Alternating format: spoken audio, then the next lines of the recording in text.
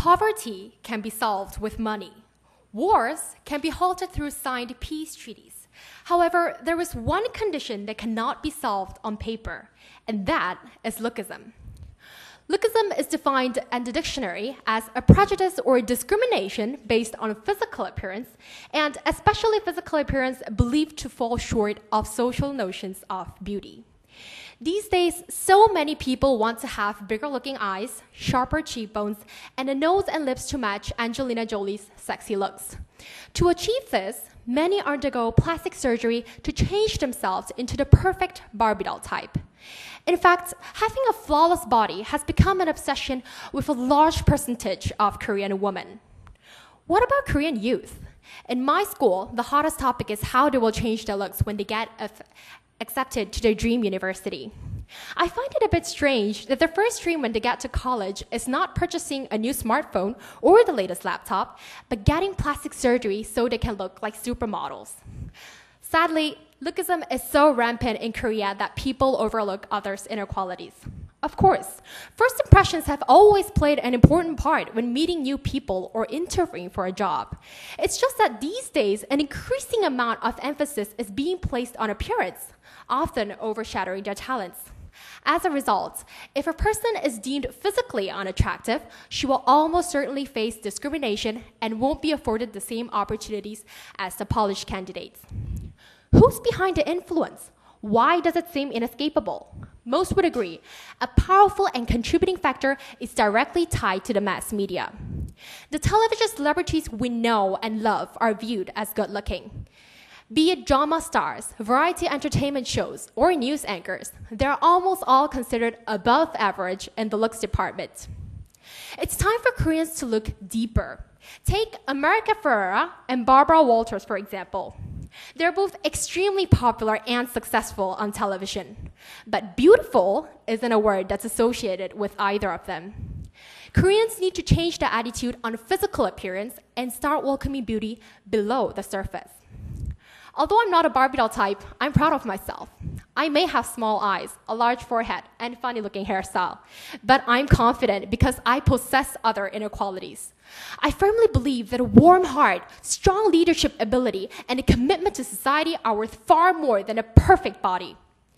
I sincerely hope that our society transforms into a place where people are judged based on their inner beauty and inner beauty.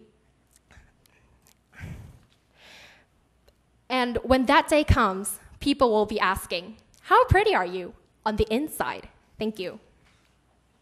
You may have the greatest moment in your life. Well, certainly I have one. And now I get to start my story, which was the best time in my life and the days let me dream. One day, I saw an email for the overseas volunteer program. I was attracted to something strong that I cannot express at that moment, and then I applied. Honestly, I didn't have any clear goal that I must achieve. I just really wanted to run away from the daily life and find something fruitful. So I went to Samlong of Cambodia to volunteer with new people. We did so many things in there. We taught Cambodian children in the Samlong primary school, took off the shabby wall of the school and painted it again, visited the orphanage, and we also played the traditional Korean performances in the school, and we visited the Angkor Wat the last day. But the most impressive thing and my own turning point during the volunteer were Cambodian children. Kids getting close always follow me where I go, and they gave so many flowers to me. Even when they thought that I looked tired, they made me sit and massaged me.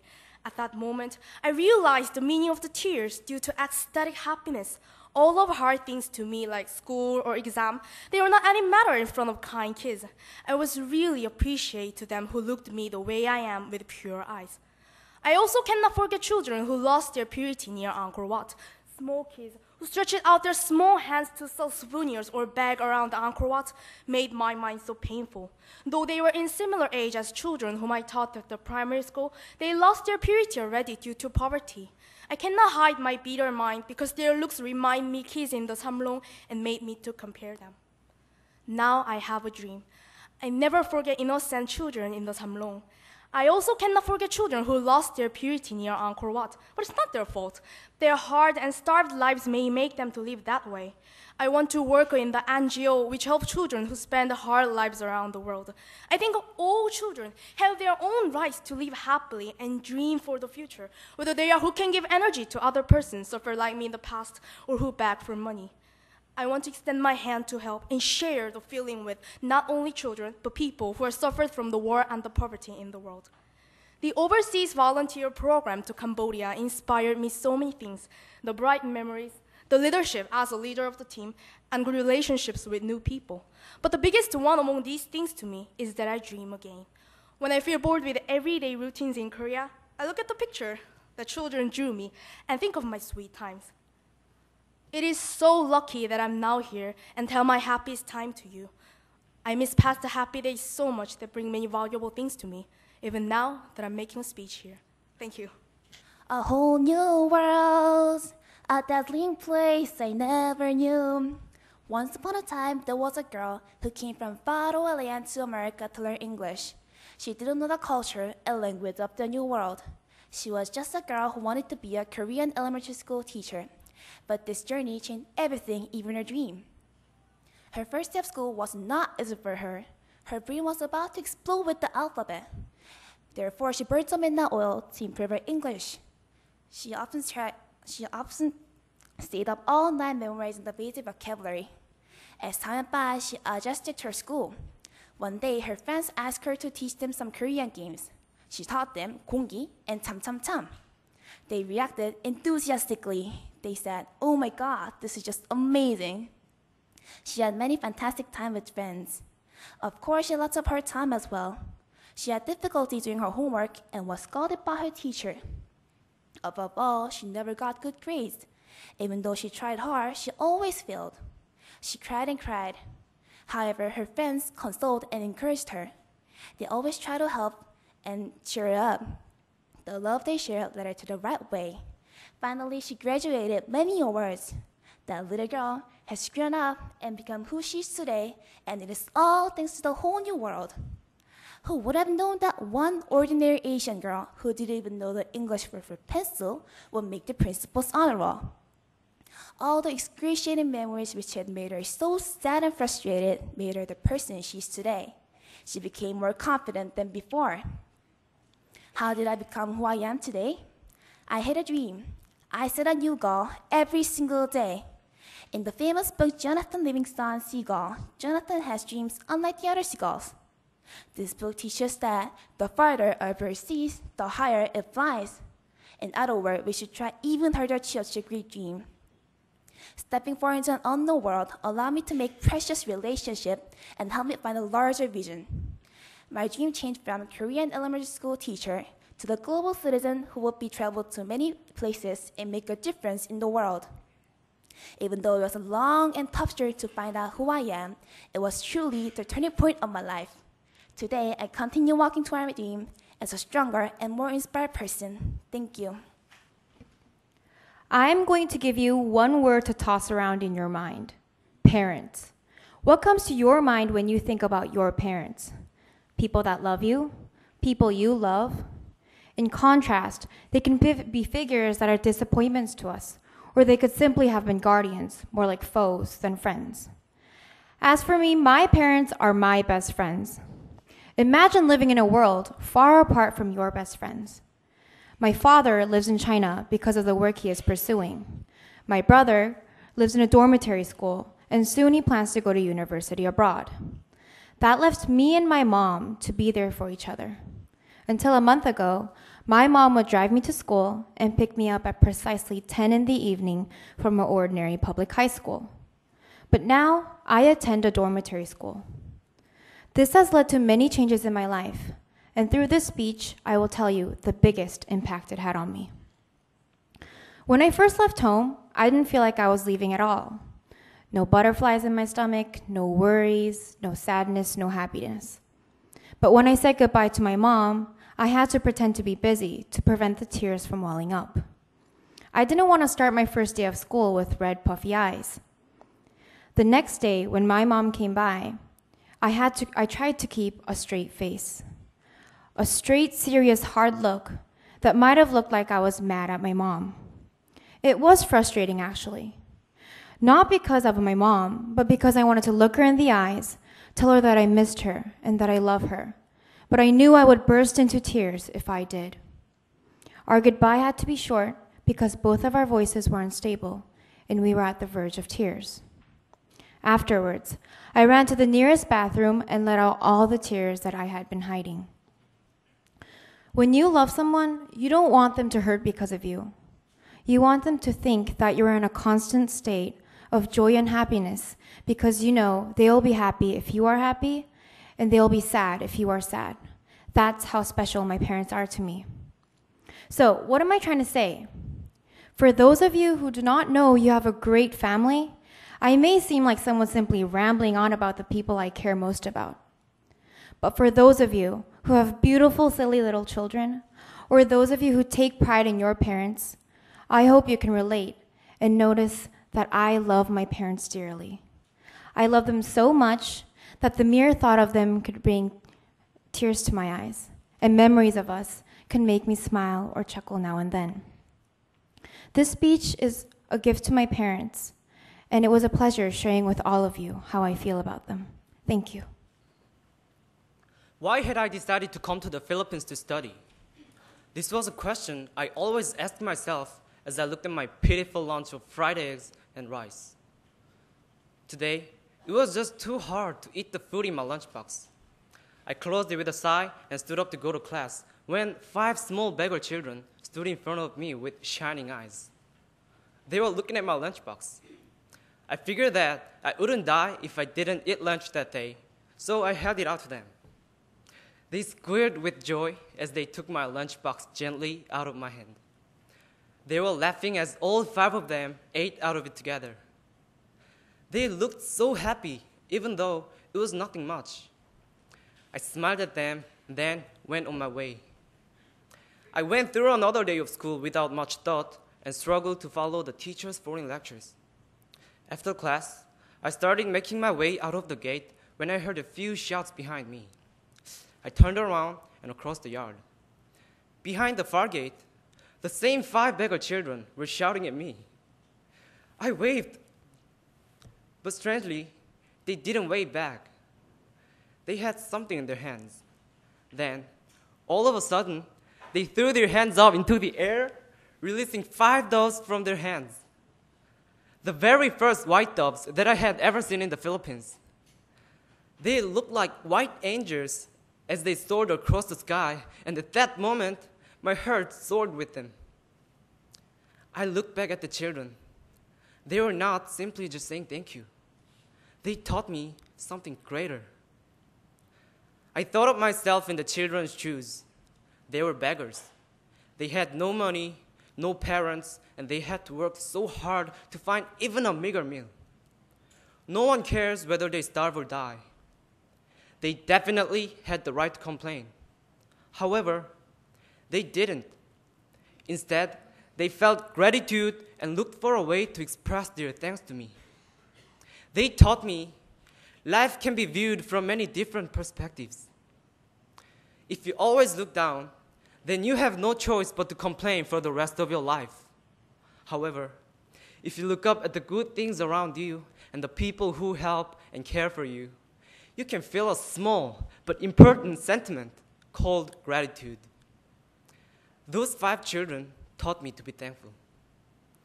Every time I meet someone, I tell them about this story and what I learned from the children. And today, I wanted to share this lesson with you. Thank you.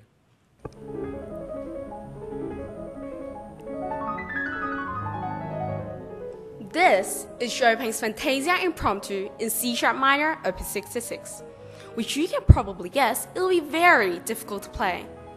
However, the person who played this is a 4-finger pianist, Lee Hee-ah.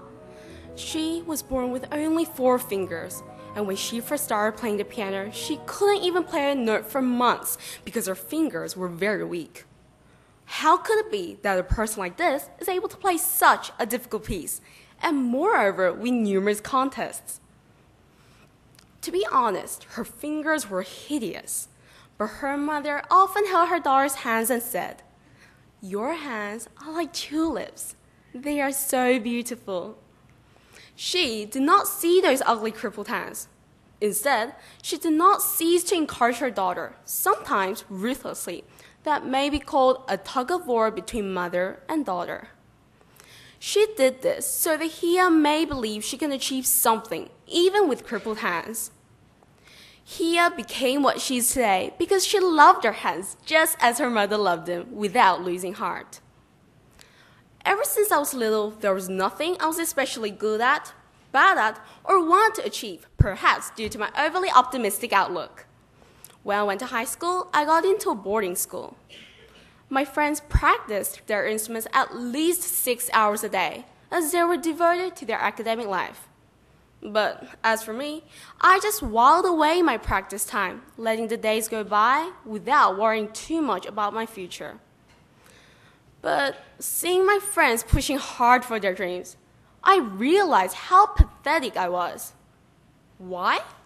Because I did not have a dream like them. While Hia had crippled hands, I had a crippled heart.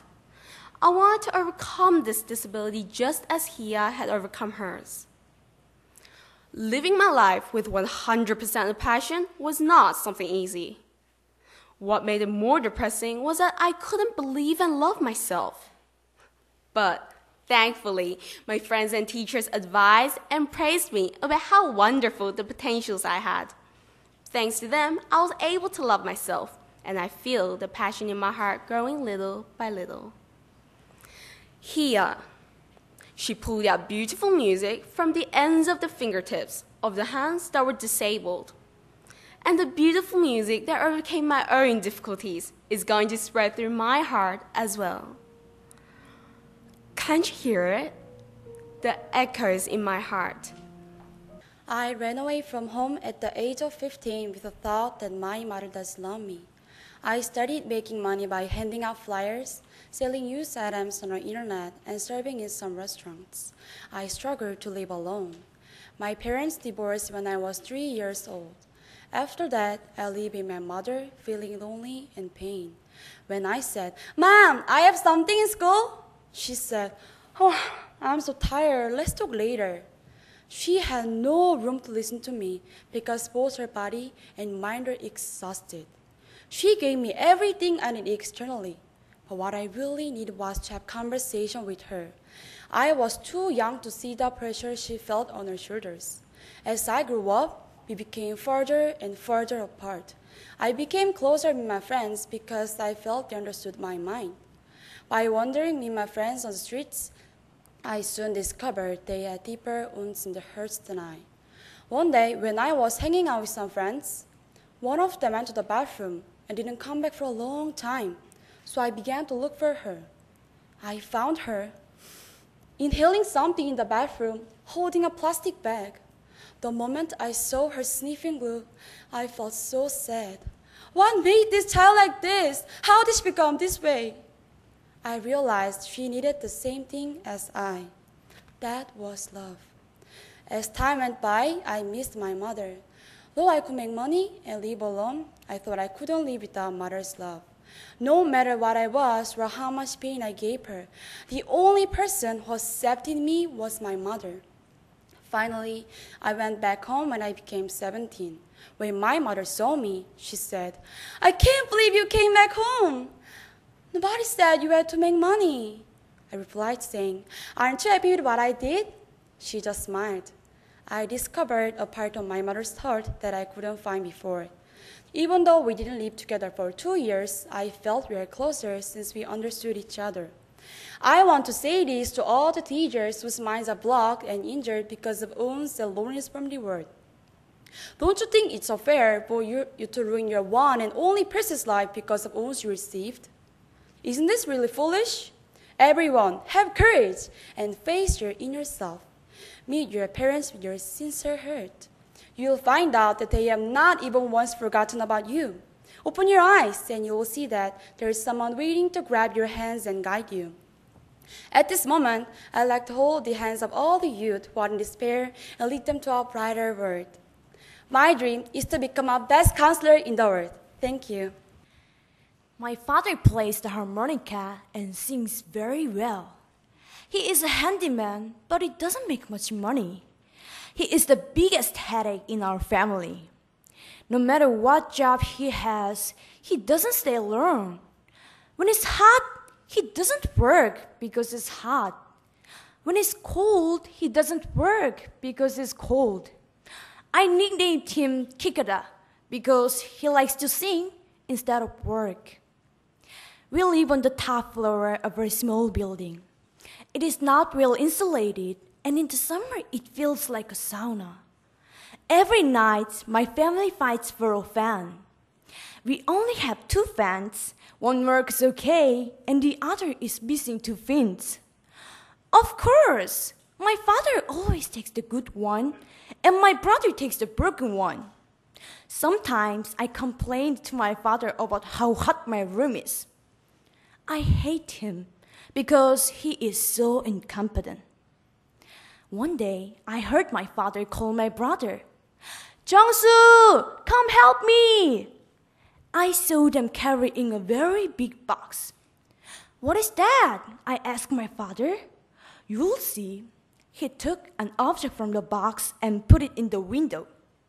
Then he proudly said, "I bought a very nice air conditioner for you." "Oh no, Daddy! This is a piece of junk. It looks like bugs will come out of it. Take it back." He kept working on it, and the moment he plugged it in, oh my God! Just as I expected, leaves and bugs began flying out of it and messed up the room, and it sounded like a helicopter. Doop, doop, doop. I was so mad at him, but then I heard him laugh joyfully. "See, Jesus, I told you it would work." I walked towards the air conditioner and felt nice cold air. "Daddy, it feels great." He smiled at me. Later, I cried when I found out how hard he worked to buy it first.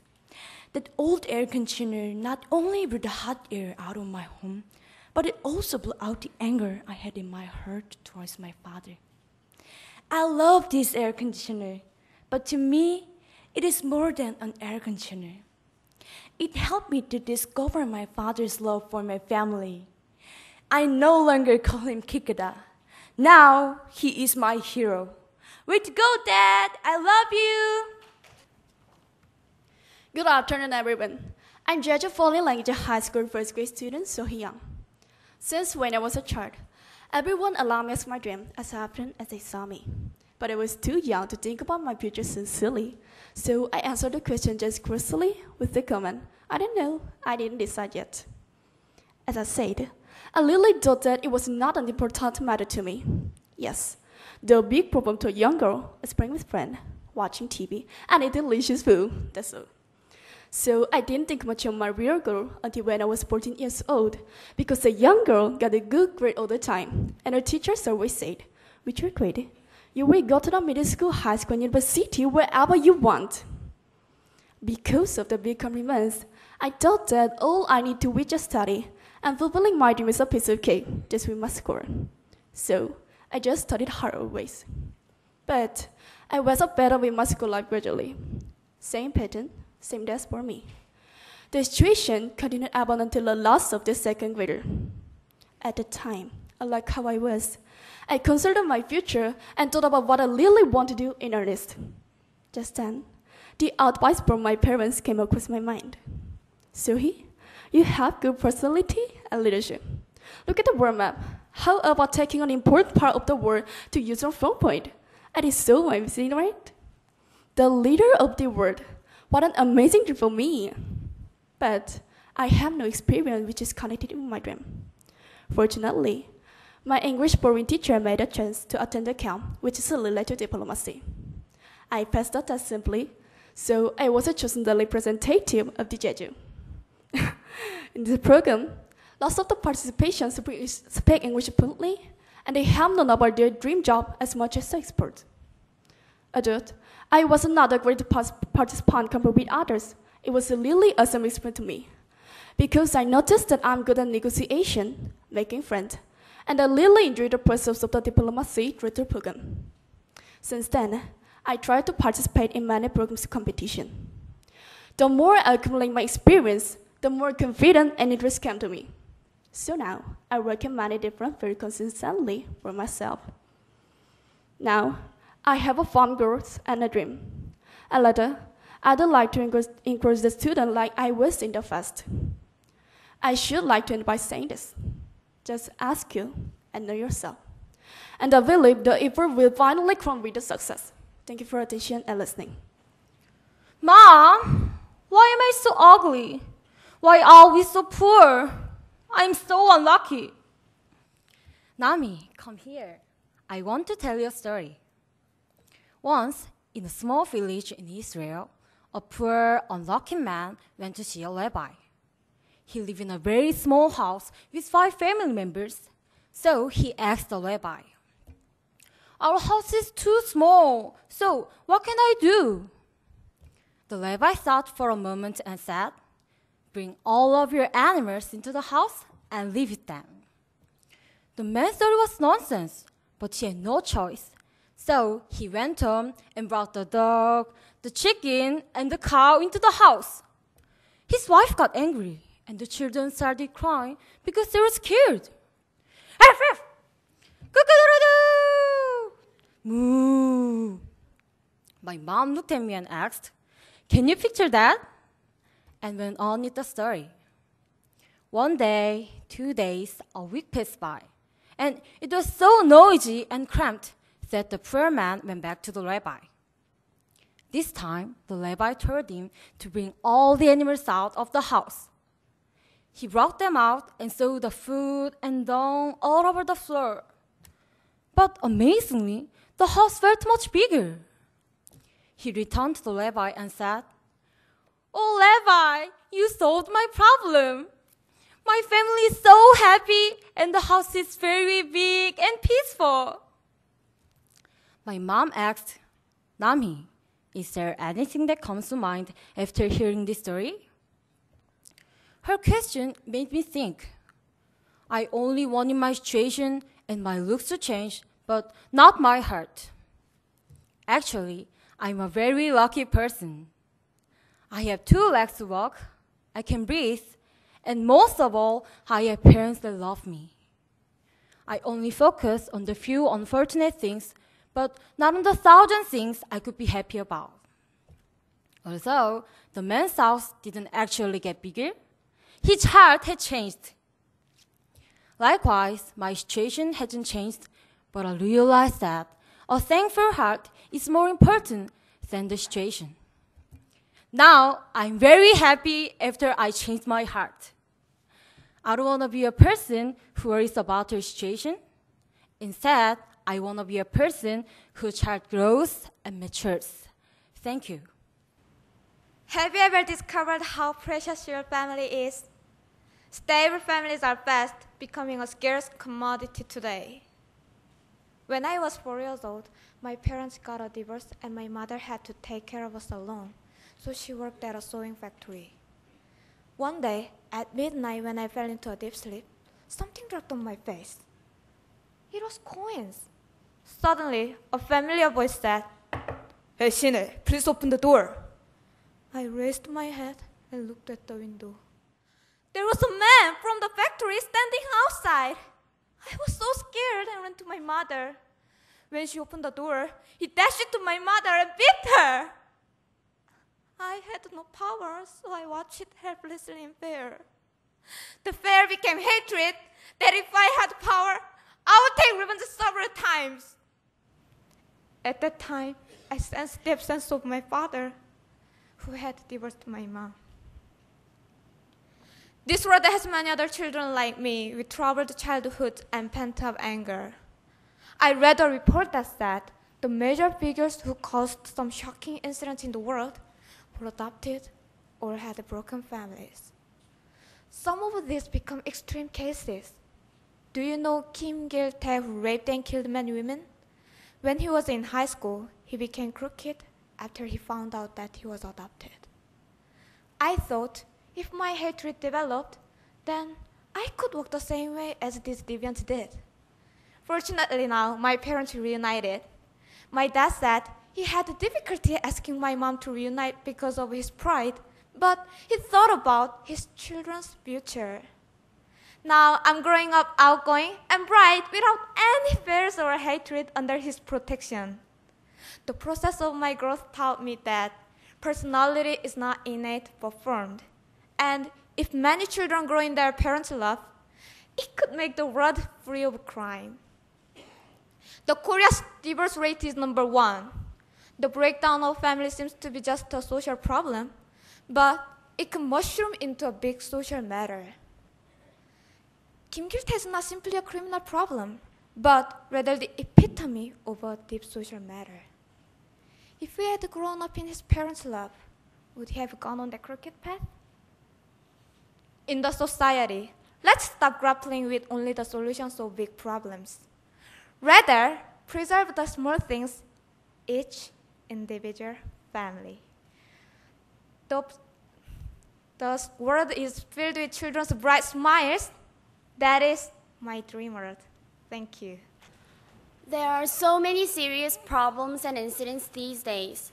Early in August 2011, the whole world was in panic due to the financial crisis of US. Also, the British were threatened by England riots and suffered from inhumane situations. In Korea, many savings banks are ordered to suspend their businesses because of their poor management, and many clients are under confusing situations. While learning about incidents like these, I realized that most of the big issues today are related to money. Money can make some people delightful and satisfied, but it can also make some other people depressed and frustrated. When I watch TV programs, read newspapers, and listen to people's stories, I can see that a lot of people are having trouble with money. Unemployment, the increasing cost of living, the gap between wealth and poverty, and more things are making our lives tough. I was upset and afraid that this is our reality. I don't want to live my whole life under the pressure of money. I had a deep consideration about the future, not only my future, but the future of all the people living in this world. At the present rate of progress, I'm afraid the number of victims of our economy will increase. After thinking deeply, I decided to be an economist when I grew up. I've always wanted to have a job that can contribute to this world and devote to many people. I found out that being an economist is the best way to develop the world and improve the circumstances of people. I'm going to study hard and do my best to find solutions of problems associated with money. I want to develop effective systems to diminish the disparity of the rich and the poor. Also, I want to revise the law to protect the economic rights of people, especially the weak. I will truly understand people's financial hardships to improve their economic conditions. Right now, to be warm-hearted but qualified economist, I try to widen my view, deepen my thought, and strengthen my will through participating in various activities. I will continue my efforts to be an economist and change our society. I wish the world without worries of money would come, and I will work hard to actualize that world. In that world, I believe that everyone will be able to truly enjoy their lives. Thank you. Are you crazy about anything? Or have you ever been crazy about anything? I don't mean that you're mentally ill. When I say crazy, I mean you are so absorbed into something, you only think of it and practice to attain it. Do you know who she is? Yes, she's Jana Kim, a world figure skating star. She was the 2010 Olympic champion in the ladies singles competition. She is also the first female skater to surpass the 200-point mark. She is called the figure queen because she holds the world record of 228 points. Jana Kim is the one who's crazy about figure skating. She practiced the counterclockwise turn at least 10,000 times. She tripped and fell more than 1,800 times, but succeeded 3 times. One success among 600 failures. Still, she didn't give up. That's what made her the figure queen. Am I crazy about anything? Yes, I really like English. It makes me happy. I want to read fairy tales and novels in English, and I want to see English movies without subtitles. But as you know, English is not easy. I was afraid of making mistakes, so I gave up many times. But after learning about Jana Kim, I changed my mind. I'm not afraid of failure anymore. I made up my mind to even enjoy the mistakes and failures while studying English. Even Jana Kim only had 1 success among 600 failures. After that, my English improved a lot and I began to enjoy it. Now, I am standing in front of you to make a speech in English. It's another trial. I may not get any prize, but I don't mind. I will try again and again. I'm just enjoying this moment. Even if I only have 1 success out of 600 failures, I will smile like Jana Kim. Thank you. In 2009, Internet News broadcasted that Gangil Girls High School OB athletes had a joyful meeting with their old coach. The girls are now mothers with teenager kids. However, they were once a legend in Gangneung City and a top team in Korea. One of those remarkable ladies is my mother. At the time of my mother's childhood, Korea went through severe poverty and most families ate flour soup instead of meals. My mother was born in a poor family as 9th among 10 siblings. She was the naughtiest of them all. She was a natural tomboy who even bullied boys. My grandmother would constantly chase my mother around town to punish her. Little did she know that all this mischief would lead to her becoming a top athlete. One day, her middle school sports coach suggested her to be an athlete. Because her financial circumstances were inadequate, she accepted. At first, she was too thin to show her abilities, so she couldn't set the proper genre. It was a moment of dilemma until she decided to be a javelin player.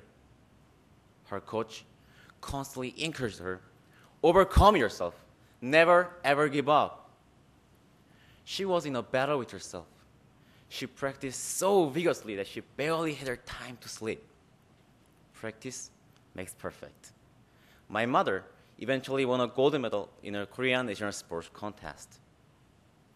After high school, she changed her genre to weightlifting to enter university with 4-year scholarship. My mother and her teammates were the first female weightlifting athletes in Korea. She never gave up her positive view of life and continued to work hard. Today, she even participates in the Union of Korean Weightlifting. I admire her remarkable efforts and her strong achievements. Imagine that she couldn't overcome her harsh circumstances and had given up her possibilities. Most likely, she would have been an ordinary housewife with naughty teenager kids. But no, not for my mother. She always strived for better and believed in her abilities. Her story has a very valuable lesson. To have faith and overcome yourself. Never ever give up. I hope you put your future in good hands, your own. Thank you for listening. These days, there are lots of disabled people that have healthy body but weak minds.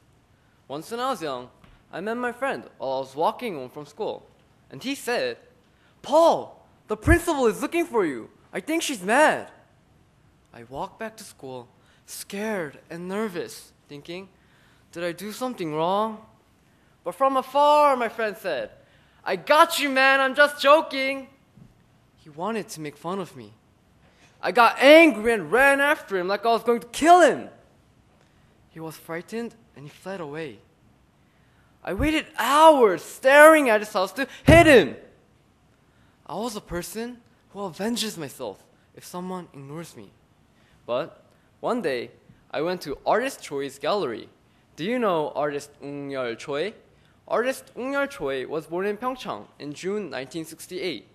On the 7th month after his birth, he had cerebral palsy and his body was wrenched. As a result, he couldn't nearly do anything permanently. He is an artist and poet that writes and draws with his foot. As he became disabled because of cerebral palsy, he abhorred his parents and the world. One day, while he was going somewhere, some kids said to him, "It's a handicap, there goes a handicap." He got furious and headed back home.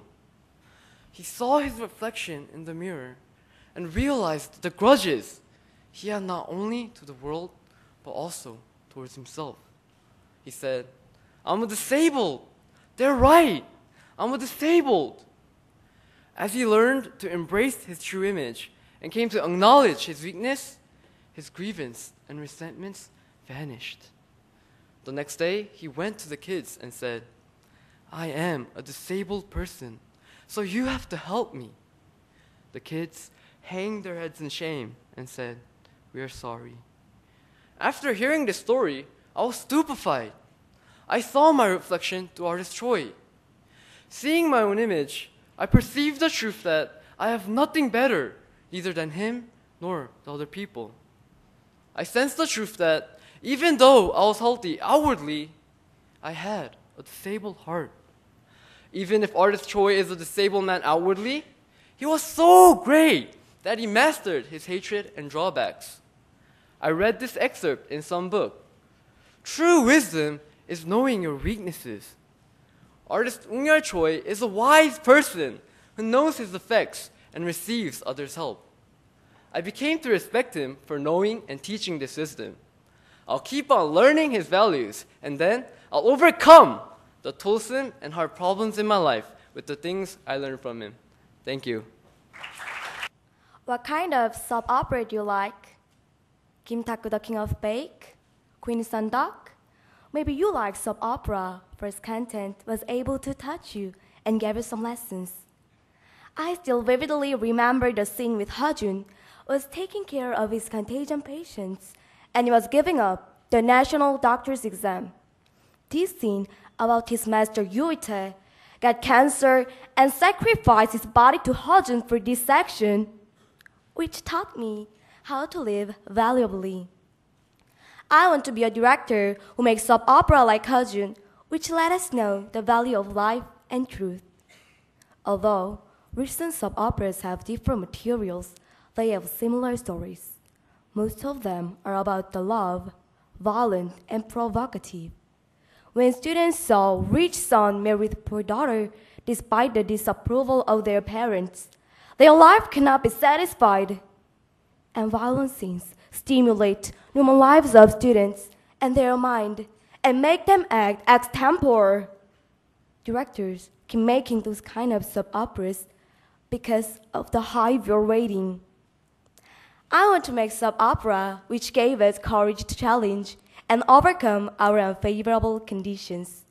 I want to deliver the word of hearts which can communicate with others, accept the new things, and unite each other as well. Furthermore, I want to be a soap opera director at Kenya GNM Broadcasting System and make an opera and giving a hope to African people devastated by hunger and disease. Despite their bad environment, if I make a program which can be a strength and food to their hearts, then Africa shall be changed.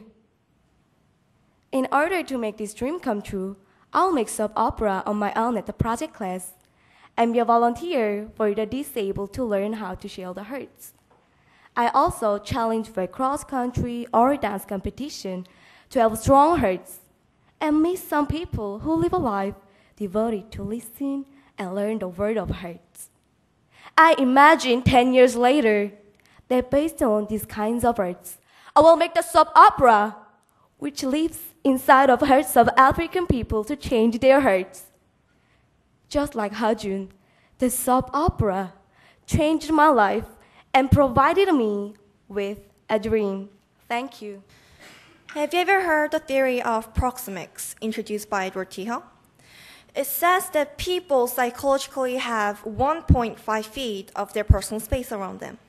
And if someone violates other people's personal space, they'll feel rude and uncomfortable. For this reason, if the distance between you and your neighbor is within 1.5 feet, you'd better move a bit because you're making your neighbor uncomfortable. However, from my experience from the last Christmas Eve, I found out that the people's common belief on personal space is wrong. You probably have heard about what the free hug is. Yes, it's a campaign which provides free hugs to strangers in public places. Last year, I also experienced being a free hugger on Myeongdong Street with my friends from church. We held a sign aloft with the word free hug on both sides, and for the first few minutes, I felt so embarrassed. And I started to worry, what if people make fun of me? What if no one comes? But when I hugged my first visitor, all my worries disappeared, and I was so proud of myself for the fact that I was doing this free hug campaign. After that, I hugged so many people, and each time I could feel happiness filling me up. In this age of social disconnectivity and lack of human contact, the effect of free hug campaign has become phenomenal. And by conducting a free hug campaign, even for a short time to make people feel better, I realized how it feels like to share my happiness with others. And I could feel the power of free hug campaign making even one frowning person smile for a moment, and it was worth it every time. The main goal of free hug is to reach out and hug strangers to brighten up their lives. In other words, the distance between people disappears by doing a free hug. And ironically, personal space emphasized by proxemics shows that if the distance with stranger is within 1.5 feet, it only brings the negative feelings. However, people who experienced the free hug said that rather than feeling uncomfortable, they felt a sense of closeness and less bad impression on the free hugger. So, as far as I'm concerned, feeling uncomfortable with a stranger in a close distance is only a matter of how you think. If you think being close with others is uncomfortable, how about passing the spirit of this free hug campaign with friends and make efforts to live together with others? Thank you. Good afternoon, ladies and gentlemen. When we hear the word diplomacy, we usually think of sophisticated documents, a solemn atmosphere, or the cynical appearance of diplomats with perfectly ironed suits. In today's speech, however, instead of these burdensome images, I'd like to begin with a brief story about myself. 6 years ago, I visited Checkpoint Charlie, the demarcation line of East and West Berlin. When I entered a souvenir shop, the owner handed me 2 guidebooks, one in Chinese and the other in Japanese. "Excuse me, I'm Korean," I exclaimed. To make matters worse, she replied, "Sorry, I've never heard of that. You can take the English one then." Ladies and gentlemen, that was the moment that I realized the trivial recognition Korea received from the world. The 1988 Seoul Olympics, Samsung, and a standing shipbuilding capacity, all the world's famous celebrities were useless. The absence of a Korean guidebook decisively enlightened me to what the reality was. However, I rose from the ashes of despair. I felt a strong responsibility to take the lead in promoting my country as a professional diplomat. I believe in a more confident Korea.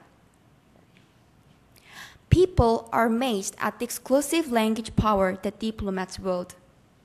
In fact, that ability is the most demanding qualification each diplomat should be equipped with, because these are the people who understand that a language is a living accumulation of culture, history, and the spirit of a nation.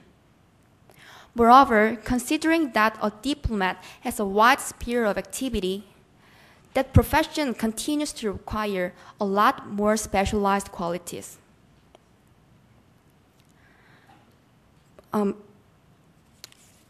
Since I decided to be a diplomat, every single day will be a new challenge for me, pushing myself to the limit.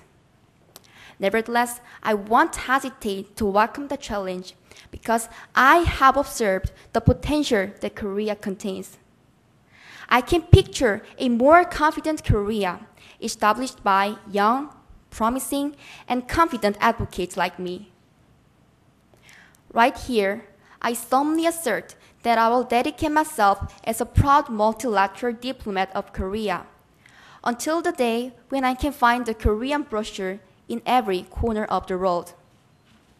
And I do believe in a more confident Korea. Thank you very much. Ladies and gentlemen, what is your happiest memory? Strangely, my happiest memory is my first memory. I can remember it well because it happened every day for almost 2 years. It is summer, and in the light summer breeze, my family is taking a walk. I am just a toddler, and so my mother is pushing me in the stroller. My father is smiling down at me, and my sister is riding a tricycle. We are all smiling and laughing. My memory was like a nice picture painted on a piece of paper. And so, reflecting on my childhood, I believe that my family had always been happy. But as 13 years passed by, I realized that there was another picture on the other side of the paper.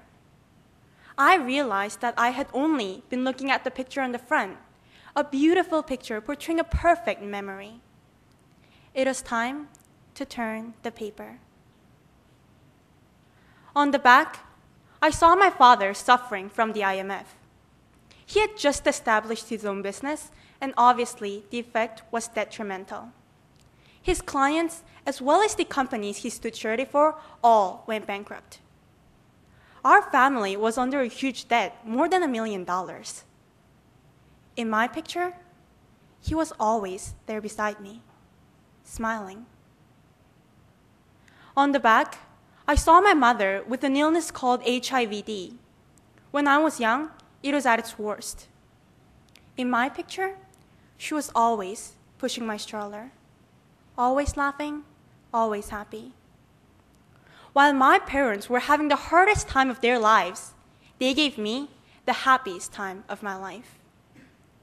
Their pictures were stained with tears, while my picture was shining with happiness. But a paper has to have two sides. The back is what makes the front perfect. My piece of memory is beautiful because of my parents' bruised picture. What I want to tell you is this. The happiest memory you have is always painted by others' tears. Now, look back at your happiest memory. Turn the paper, and you will see that memory is even more beautiful than you could ever have imagined. Thank you. What's your father like to you? To me, my father was like a time bomb. I could never know when it's going to explode. He has a short temper, so he doesn't like my being slow to act. I couldn't always understand his actions. Between my father and me, there have always been conflicts. Especially, I didn't like his commanding tone, the result of his job, a police officer. For these reasons, my father and I became distant, and we just talked formally, not speaking our mind. One night, we were heading to my school door, and as usual, there was trouble in the car between me and father. We had been to a concert, and there was a conflict because I got off the concert hall late. My father was mad because he thought we should get out early to avoid the traffic jam. I became angry at his one-sided attitude. Eventually, he left me at the entrance of the mountain where my school is located. Left alone, I went up to the school, crying in a loud voice. I swore at my dad and blamed him. I decided that I wouldn't go home anymore, over and over again. I even thought living without father would be better. On the next day, when I was talking with my friends, blaming my father, my homeroom teacher called me to a teacher's room. He gave me a letter that my father sent to me by fax.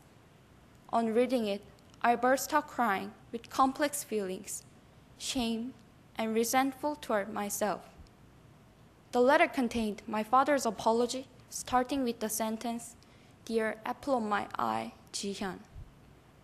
While I was shedding tears endlessly, my teacher told me, when parents have quarrels with their children, they argue only for their children, but their children don't argue only for their parents. My father must have argued at me just for my own sake.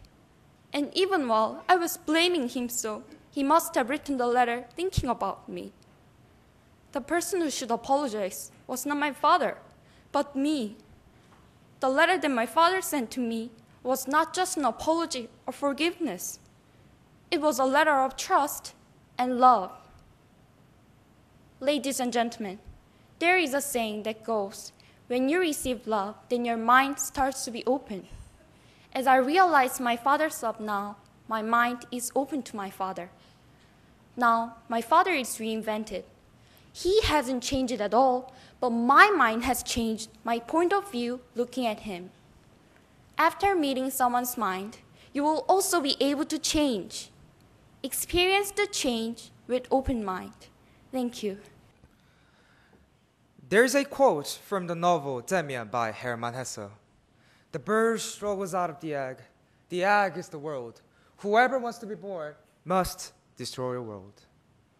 Children of today's Korean society are like birds in their eggs. I came to realize this after volunteering at a children's center and acting as a mentor to underprivileged children. Every time I met a new mentee, I would ask him or her first, "What is your dream?" And they usually answer by saying, "Well, I'm not sure, but I just want to make a lot of money." And then I ask, "What will you do with that money?" And they said, "I don't know." These types of responses are the status quo of today's Korean students. These children do not have fully realized dreams or goals. They just want to make a lot of money without knowing why. It seems that their dreams are limited to the expectation of Korean society, which could represent the egg from the Hesse's quote. Before meeting these children, I was also like a bird in an egg, afraid to break my word. I just wanted to be protected by my family forever. However, after working with these children, I came to realize that I didn't even have any dreams and goals for myself. I also began to seek the best way that I could help these children. I truly want to find ways for young adults to develop their own goals. Thus, I've concluded that supporting policies and laws for children could be the best solution. And this thought further inspires me to become a person who supports these policies and enacts them as well. This is why I strongly desire to be a politician who works for the welfare of children. However, I had a very difficult time explaining to others about my dream. People who said to me, "Oh, do you want this career because you want to make a lot of money?" Or, "Oh, do you want to be a politician to have a high social status?" When they ask me these questions, I really want to ask back to them, "Is that your dream, to make a lot of money and have a high social status?" I want to be a politician, not for the typical reasons. I think I'm a bird breaking out of the egg because I have my own career goal that is not based on conventional beliefs. It is also time for people everywhere to break their own eggs and to look at the world in a totally new way. Listen to your inner thoughts and abandon everything that hinders your dream. You might have fears like me at first. However, trust yourself and be confident, and let's get out of our eggs together to live beyond society's expectations. Thank you very much. I have a dream that one day this nation will rise up and live out the true meaning of its creed. We hold these truths to be self-evident, that all men are created equal. As you all know, this was part of the speech of Martin Luther King, who tried to change people's view about racism. Now, we live in the 21st century, and there's no doubt that everyone got freedom and equality. Wait, Did we really do? It is true that there have been many laws and movements to obliterate racial discrimination, but the sad thing is that racial discrimination still exists in the 21st century. Thus, if I can change one thing, I really hope that there will be no racial discrimination at all in 10 years. When I'm saying the term racial discrimination, I'm not limiting the term to black and white discrimination, but all racial discrimination existing in the world. In my case, when I went to high school in America, I had to do a group project with my classmates in physics class. Teacher randomly grouped people, and I was the only Asian in our group. I heard 2 of the group members chatting that they didn't like me.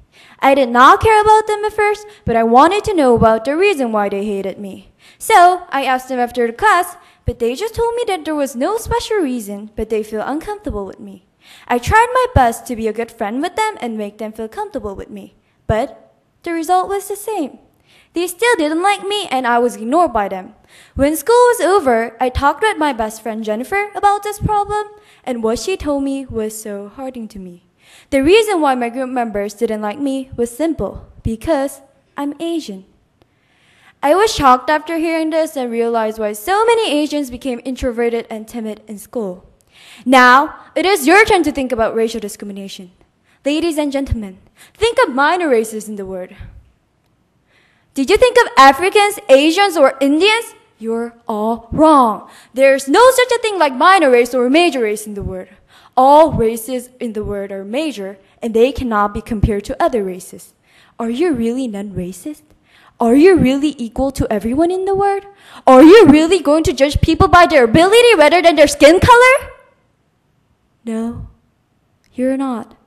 There's still a little thinking in your mind telling you that my race is superior to others. And this is the reason why we can still see the news relating to unfair treatment to foreign workers in our country. We also hear that foreign women married to Korean men are often treated badly. Then, what should we do? What should we do to make no racial discrimination world in 10 years? The answer to this is obvious.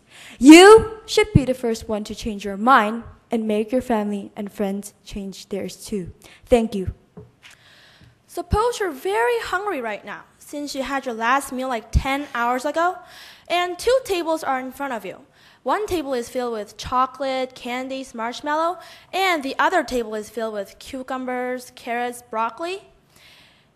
Now your stomach is yelling at you, "Feed me!" Then, which table are you going to choose to fulfill your strong appetite? Well, most of you will select the first table, maybe except for vegetarians. Actually, there is a statistic on consumer choices ranking the taste the highest, followed by the healthfulness the third. But in consumer desiredness, the healthfulness ranks the first. The reasons of the contradiction between their choices and their desiredness comes from their weak will and their ignorance on what they're feeling. Well, we are likely to feel very powerless and hard to ignore those sugary sweet snacks. And since we are unwise of this perilous effect of them, we don't take them seriously. So we keep eating them, which put ourselves in extreme danger. If this phenomenon intensifies, there's so much chance to become addicted and cause terrible deadly diseases. In order to protect our health, we need to be well informed. Well, I'll tell you some of the most important ones to be intellectuals. Starting with the Choco Pie. Well, Choco Pie has been successfully marketed for over 30 years, and it's safe to say that it's a national cookie that's trusted by all ages of people. However, this trusted Choco Pie company has substituted vegetable oil for cocoa butter, which means they're using fake chocolate. Fake chocolate? I really feel betrayed. The problems of using vegetable oil is that it raises cholesterol level dramatically, blocks blood vessels, and occurs obesity and cancer. Some may oppose that this cocoa butter isn't a healthy food either, but it's true that it's still way better than the vegetable oil. Next, the ice cream that everybody loves contains tons of chemicals, which cause destroyed white blood cells, declined immune systems, and induce allergies. Even the flavor of them is made by tons of chemicals. Well, till now, I only told you 2 examples, which are just a drop of a bucket compared to those secrets that's out there. Well, some opponents may say that this effect doesn't harm us right now and won't even kill us, but think widely in the long term. No influence? No! It can be a decisive cause to form a fatal disease in the future. There's a saying, knowledge is the power. The more we know, the more our health will grow. By paying a little more attention on our daily food, we can expect a bright and healthy future. Thank you. Hello, my name is Ji Hoon-han and I'm from Korean Minjuk Leadership Academy. Let me start by asking you a question. What do you do just before you fall asleep? When you turn the lights off your pillow, lie in your bed, and trying to go into that blissful unconsciousness, what is the last thought that comes to your head? For some, it may be a plan for the next day. For others, it may be about the exhausting evening they had. For me, however, it is thanks. No matter what kind of horrifying day I had, I always try to think about how lucky I am, how beautiful life is. And that thought is what puts me to a sound sleep every night. I have had this habit for just over a year now, and that is because I met a special person last year. She is a year older than me, but just started her first year in high school. She is beautiful, kind, pure, humorous, everything you could ever want in a person. Everything except one, health. She suffers from what is called the moya-moya disease, which basically means that some of the blood vessels in her brain are blocked. She had a brain hemorrhage when she was 13 and was in a coma for a few months. The doctors said there was no hope, but miraculously she recovered. However, the disease left her with a slowly paralyzing body and a gradual decrease of intelligence. I was first introduced to her through a school volunteering system so that I could help her with her studies.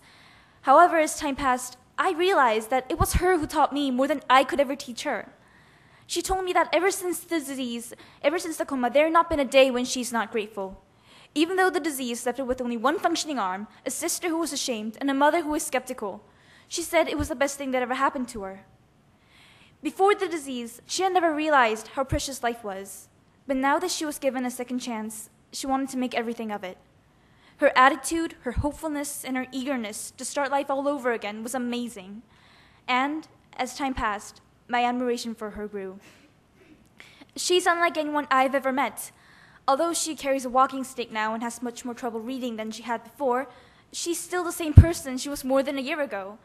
Her attitude, her hopefulness, and her eagerness remains the same, and that is what I admire the most about her.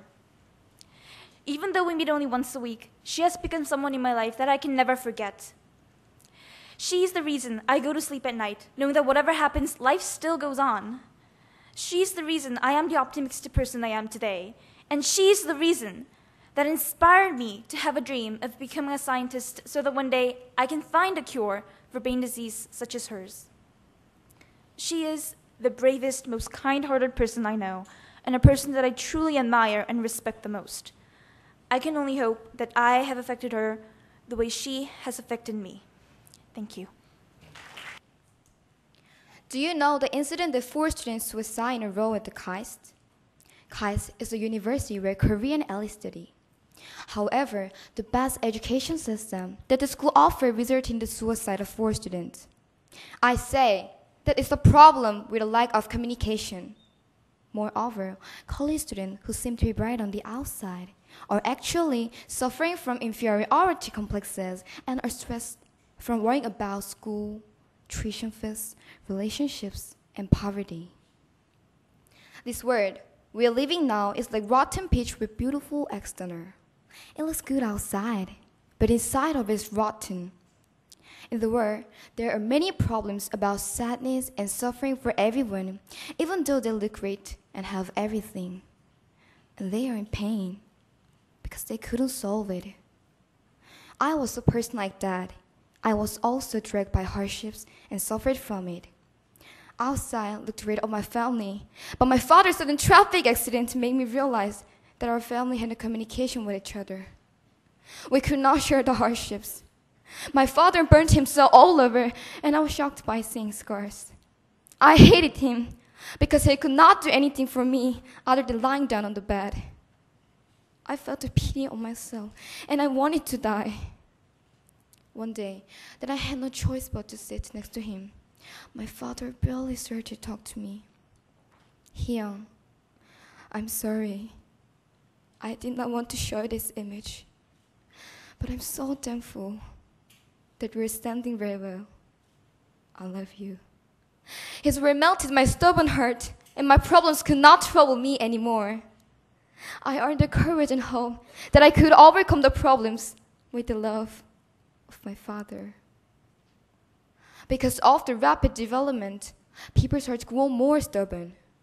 People smile outside, but they cannot speak out their inner heart. However, just like the one word of my father gave me new courage and hope, I like to give people the opportunity of opening their heart. I like music very much. Music has strong power, making people happy. I like to soothe their heart and to give courage and hope by music. Just like the rain makes sprout on the dry ground, I believe that one day many people will get hopes and dreams with my music and songs. I like to put my story into music and present to you. By the song, you all will be able to communicate each other. Please wait for me. I will come back with a song that can make you say, I'm sorry and I love you before you know. Communication will make you overcome all of your problems. Thank you. Good afternoon, ladies and gentlemen. Let us flash back to when we first perceived our true dreams. For me, it was approximately 5 years ago. It happened when I was reading an English article that contained a brief biography of Ban Ki-moon, the Secretary of United Nations. I read about his accomplishments and the changes he's made, what with all the prestige he procured after a lot of assiduous voluntary work that I can hardly imagine. I was deeply incentivized by his exertions in ameliorating the globalization that I soon held fast to who I'm destined to be, a world leader. From that point on, I've never changed my decision. This is the substantial factor or turning point in my life that swayed me to choose this half-deranged and half-phenomenal ambition. The other factor is the book To Kill a Mockingbird. The mockingbird in the title refers to the enslaved black people in the US back in the 19th century. At the time, there were numerous preconceptions and biased judgments thrown against the black people, that the black people were the chagrined victims or scapegoats of injustice. But there were few irrevocably scrupulous people, like Lawyer Finch, who instead of taking advantage of manipulating racial segregation, persevered in saving the innocent and wrongly accused black people without egotistically analyzing the consequences. Just like Martin Luther King Jr. had said, almost always the creative, dedicated minority has made the world better. So who knows what an ordinary girl like me can do in the future? Overall, I know that I'm still in the process of developing into a world-class leader, and I'm not even entirely confident of the conspicuous potentials I possess. Still, I think I'm making progress by reading a variety of international articles, discovering universal issues in diverse aspects, because I'm certain that the more I pile these up and broaden my perspectives, the better chance in becoming perhaps the first woman proudly named as the Secretary of UN. Just like Ban Ki-moon, whom I obviously look up to, I will never stop struggling to achieve my goal, no matter what obstacles and challenges try to knock me down. I promise myself that I will make my best endeavors and learn from my mistakes, rather than cowardly regretting and retrogressing. I solemnly swear that I will keep on expanding my capacities to finally qualify as my ultimate goal, also known as the peak I'm aiming at, the Secretary General of United Nations. So never forget, carpe diem, get in. Thank you for listening.